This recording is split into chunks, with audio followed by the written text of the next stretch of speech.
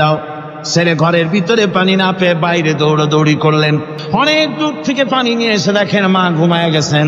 পানি নিয়ে দাঁড়ানো পৌষ মাস, মাঘ মাসের শীতের রাত, ফজরের সময় মায়ের ঘুম ভেঙে গেল। তাকিয়ে দেখেন বাইজিদ দাঁড়ানো, হাতে পানি থরথর করে কাঁপছে। জিজ্ঞাসা করে, বাইজিদ তুমি দাঁড়ানো কেন?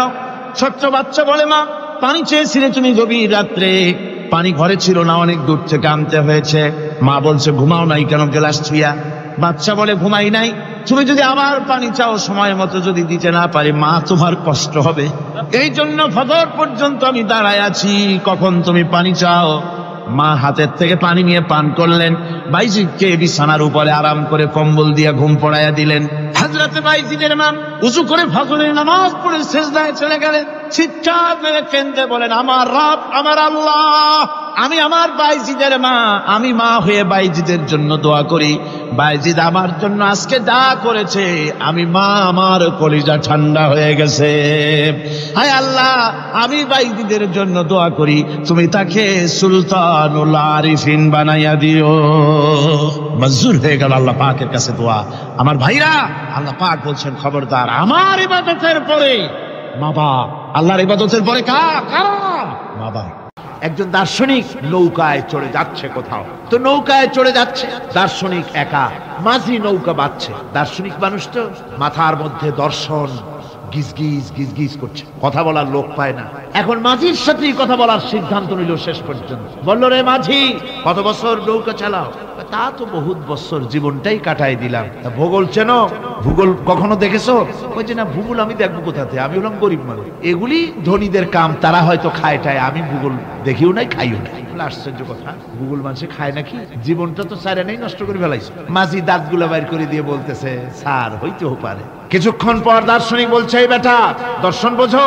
স্যার খামোখাই শরম দিচ্ছেন, এ সমস্ত বড় লোকের খাবার, ওগুলি আমার সামনে বলে লাভটা কি? আমরা গরিব মানুষ, এগুলি আমরা কোনোদিন দেখিও নাই, খাইও নাই। দার্শনিক বলছে, বেটা বেওকুফ, দর্শন মানুষে বুঝি খায়? তোর জীবন আটা নাই মিশা। মাঝি কয়, হইতেও পারে।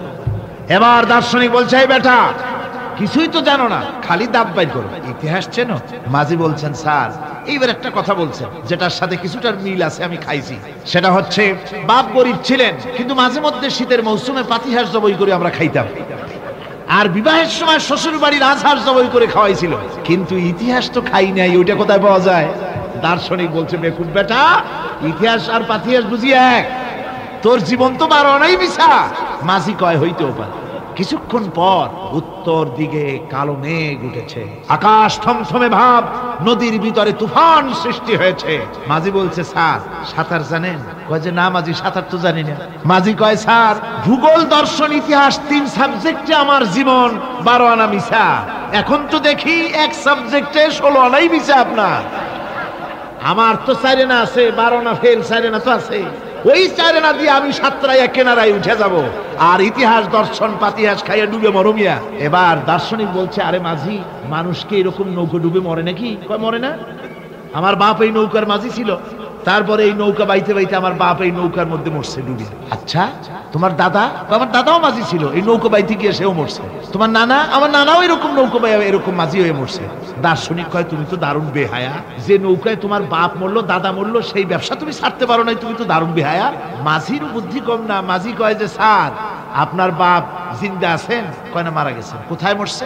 ঘরের মধ্যে খাটের উপরে চিত হইয়া আরামসে মারা গেছে। আপনার দাদা?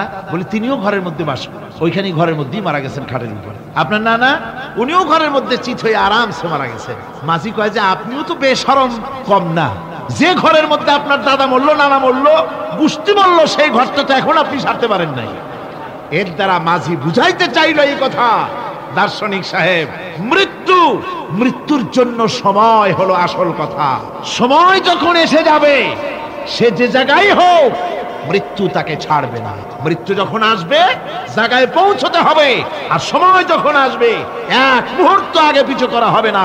মউত আসার সাথে সাথে আজরাইল তার সামনে এসে যাবে, 1 মুহূর্ত বাঁচতে পারবে না।